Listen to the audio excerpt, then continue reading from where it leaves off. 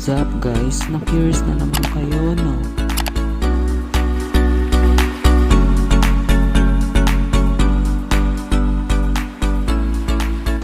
Binili po siya sa Shopee. Yung sa price naman nito guys, watch nyo na lang tong video hanggang dulo para malaman nyo.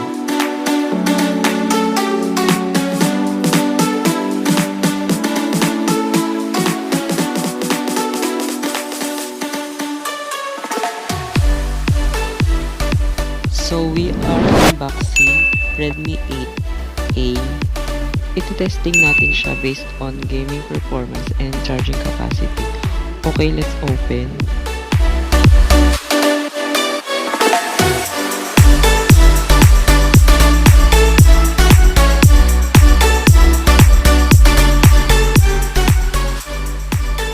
Itong Redmi 8A guys, meron siyang 3 variant.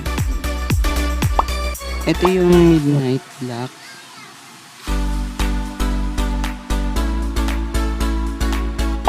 Tapos ito naman yung Sunset Red.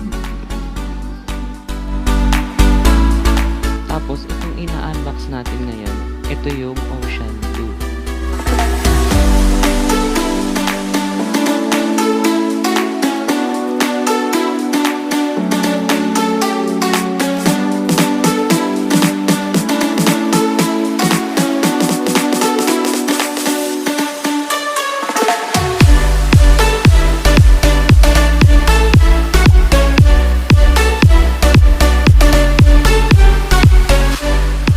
Yung nasa loob ng mismong box is yung SIM ejector pin, tapos user manual.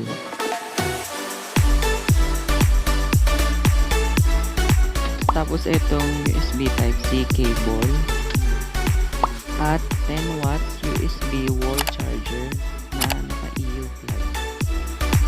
Ito na yung mismong unit guys. Yung sa left side niya is yung SIM card slot. Sa right side niya is yung volume button, tapos yung power button. Sa lower side niya is yung earphone port, USB Type-C port, microphone, tsaka speaker. Tapos yung sa upper side niya is yung microphone. Okay guys, kakatapos ko lang i-set up yung phone. Tingnan muna natin dito sa settings kung ilan lang yung natitira niyang storage. Meron siyang 2GB RAM, tapos 32 internal storage. Tapos yung available storage na lang niya is 13GB. Yung operating system nito guys is Android 9 Pie.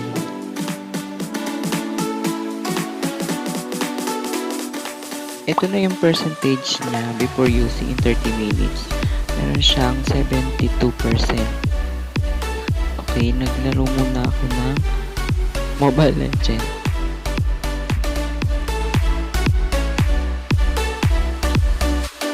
Yung chipset nito guys is Qualcomm Snapdragon 439 with 12nm octa-core processor. Tapos yung GPU niya is Adreno 505.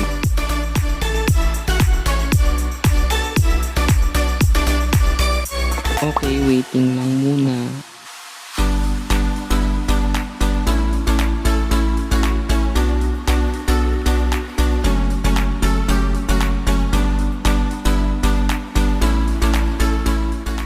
It has dual SIM with nano SIM slot and 4G LTE internet connection with memory card slot up to 512GB.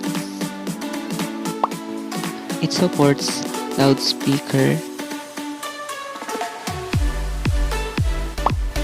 and it has built-in antenna for FM radio.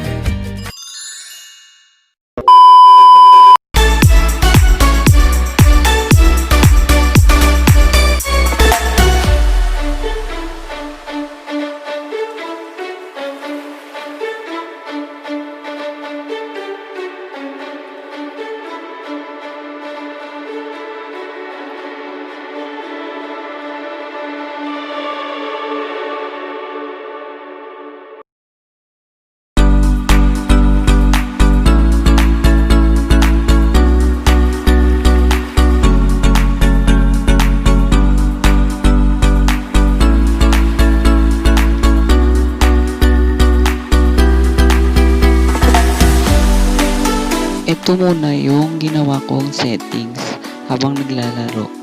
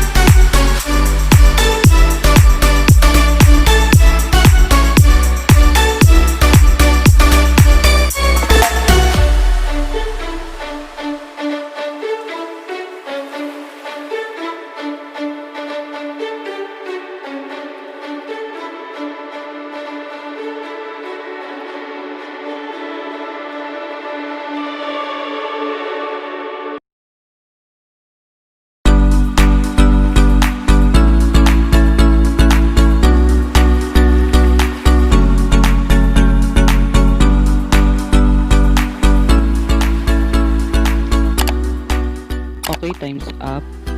Ito na yung percentage niya after using in 30 minutes. It has 67%.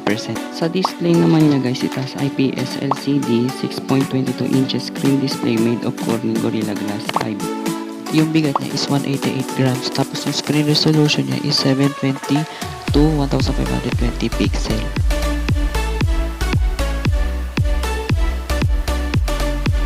Yung front camera niya guys is 8 megapixel. Tapos yung back camera naman niya guys is 12 megapixel.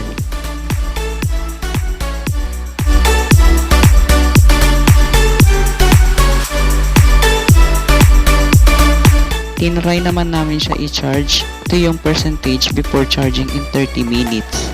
It has 51%.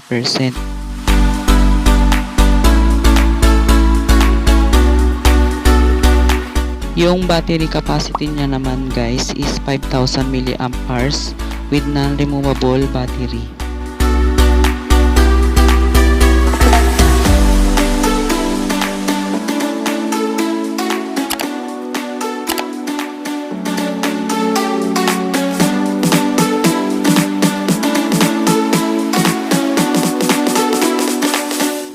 Ito na yung percentage after charging in 30 minutes. It has 71%. Marirecommend ko ba siya sa inyo guys? Sagot ko yes, kasi sulit siya for its price. Ito na yung price niya.